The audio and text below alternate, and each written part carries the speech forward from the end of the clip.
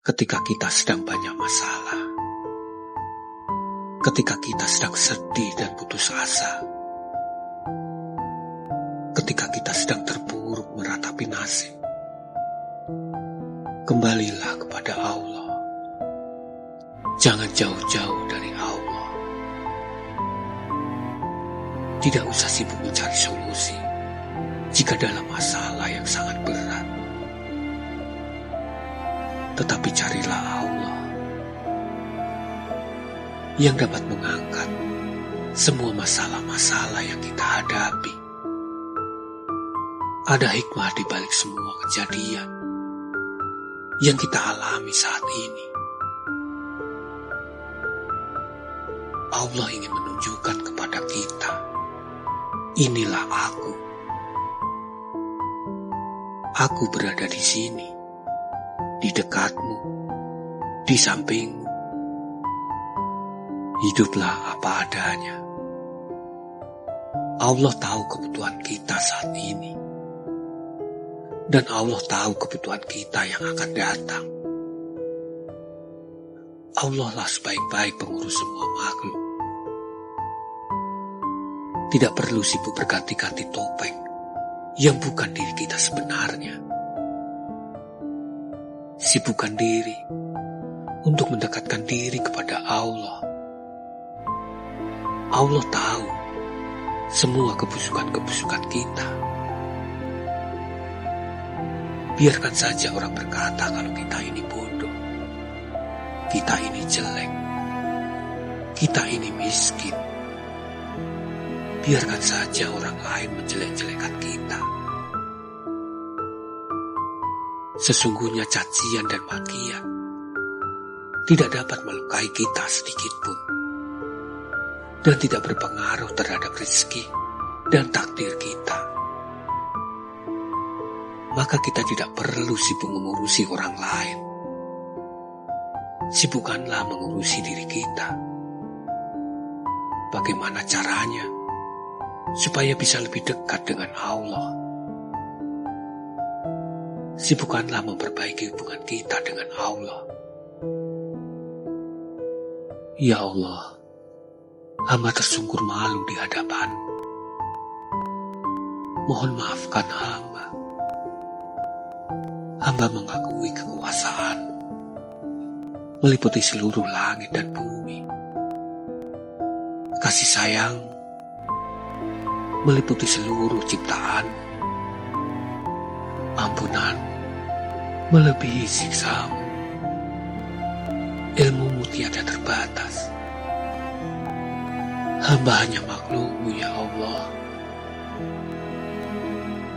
Hamba Engkau ciptakan demikian amat lemah, amat terbatas, dan penuh dengan berbagai kekurangan. Jika bukan karena Engkau, ya Allah, jika bukan karena kasih sayang, jika bukan karena kelembutan, jika bukan karena ampunan, tentulah hamba sudah binasa sedari dulu. Tentulah hamba sudah celaka sedari dulu. Engkau mendapati hamba sudah berlumpur dosa seperti ini, ya Allah. Tetapi Engkau masih saja menyayangi hamba. Terkadang hamba merasa bangga dengan dosa-dosa hamba. Bangga dengan segala kemaksiatan yang telah hamba lakukan. Tetapi Engkau masih mau menangguhkan azab kepada hamba. Hamba sering mengecewakan-Mu, ya Allah. Hamba telah membuat Tuhan-Tuhan selain-Mu. Menuhankan uang, menuhankan harta, menuhankan pekerjaan, menuhankan makhluk. Bahkan hamba telah menuhankan kemaksiatan. Ya Allah, hamba telah menukarkan diri-Mu dengan sesuatu yang menurut hamba itu penting. Ketika Engkau memanggil, hamba malah berpaling.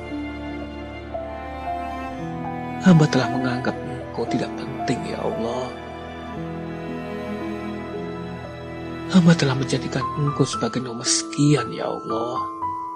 Bukan sebagai nomor satu yang harus didahulukan. Ya Allah, dengan ini hamba menyatakan menyesali atas perbuatan hamba kepadamu. Hamba menyesal karena telah lalai terhadapmu. Hamba menyesal karena telah menjadikan Engkau bukan yang pertama dan yang utama. Ampuni hamba, ya Allah. Mohon, ya Allah, ampuni hamba. Amin. Kalau keinginan itu dicapai dengan sulit, memerlukan proses panjang penuh keringat, maka yang akan didapat pasti akan bermanfaat.